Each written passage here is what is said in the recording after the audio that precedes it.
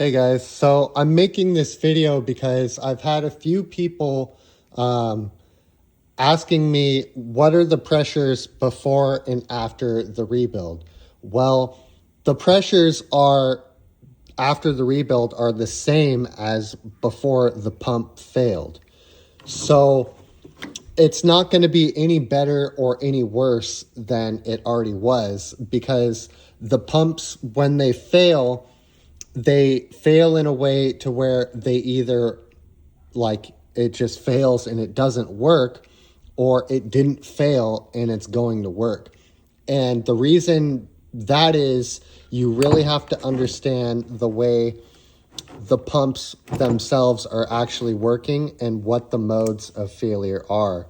So I've got a few things here to really try and help you understand what the pump is doing and how it works. It's a little bit irrelevant, but I'll explain anyway.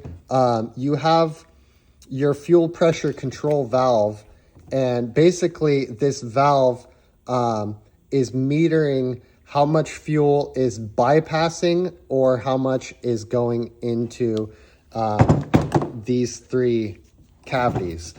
Another thing being said is these pumps will not pump fluid on their own. They absolutely 100% require them to be force fed via the electric fuel pump or pumps from your tank. So starting at the inlet of the high pressure pump, you have fuel coming into the inlet, and that fuel eventually makes its way to one of these three check valves behind here. Each check valve correlates to one of the three cylinders, we'll call it. You have this accordion-like bellow, as I call it, that sits inside and it's held down with this piston cap.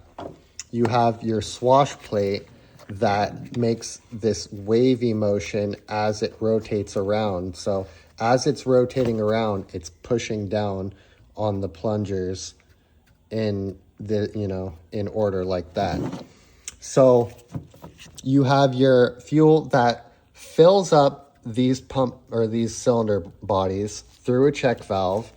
You have your accordion, and when this plunger squeezes down, what it's doing is it's pushing hydraulic fluid inside of here, causing it to expand out.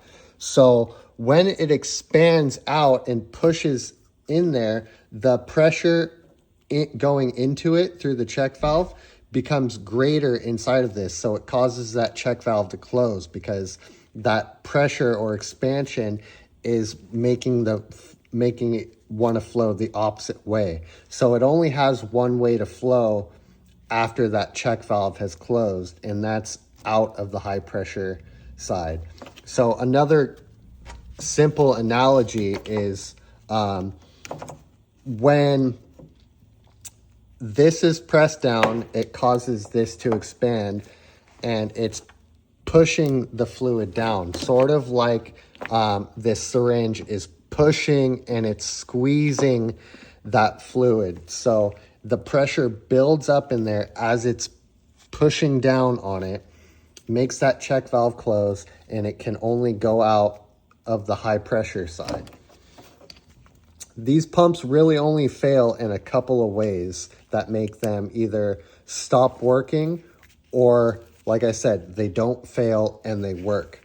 The number one reason why I've seen these pumps fail is the O-ring that sits inside of here that isolates the fuel side of it from the hydraulics side of it. There's hydraulic fluid that's filled inside of here. And when that O-ring fails, it'll leak past these threads. It will contaminate this hydraulic fluid. There's obviously air and stuff entrained in the fuel. If you have any air inside of these pumps, this is the whole reason I'm vacuum degassing them. If you have any air inside of these pumps, air can compress, right? So if I put my finger over there, I can compress this plunger. If I had fluid inside of there, I would not be able to compress that fluid. So any kind of air you have in here, that it's basically going to make this mechanism just not work. When they start to fail, they'll really start to crash, and then altogether just 100% stop working. They fail fast and hard, so it's not like it was holding 2,500 psi of pressure at wide open throttle before the rebuild, and after it's only holding 22 or 2,000. That's just not ever going to be the case, unless I didn't vacuum purge it all the way and there's a little bit of air in there. But I'm pretty thorough about it. I degas it for like typically it stops bubbling at about 4 hours, and I'll leave it in for another hour beyond that, just to make sure. And I'll rock the bodies around and make while it's submerged, and make sure that there's absolutely no air inside of there. But the reason why the pumps stop building pressure is because of air or loss of hydraulic fluid. If you get that contamination of fuel in there, what happens is it can compromise the shaft seal, and it can leak past. The pressure buildup inside of here, because the hydraulic side of it is never really meant to see a huge spike in pressure. Basically, the pressure is isolated to inside of here when this is squeezing down. It's a mechanical force on the body itself, and then you have the hydraulic force that's inside of this bellow. I've seen these bellows crack or split. I think that's more of a symptom of cavitation from air being in there. And that's, you've been driving it and the pump is basically failing. They can kind of fail to where they'll kind of be making pressure, but then you start to get on it and it falls on its face. That's basically the very, very first sign that there's air trapped inside of the body, or air contaminated inside of the hydraulic side. What else do I want to cover? Some other things that have been a problem for me is the factory glue holding these diaphragms. I've actually had one diaphragm that it didn't leak. The point of these diaphragms is you can see this hole which leads back to the diaphragm. It's basically trying to push or apply a pressure inside of this pump body to maintain a positive pressure, so you don't get any kind of air ingress through the shaft seal. I've said it in one of my other videos, but no shaft seal is 100% going to just 100% maintain a seal when you have something that's spinning around inside of it. It's going to be an extremely slow seepage, and it's going to take years for it to leak out, a very, very, very slow leak.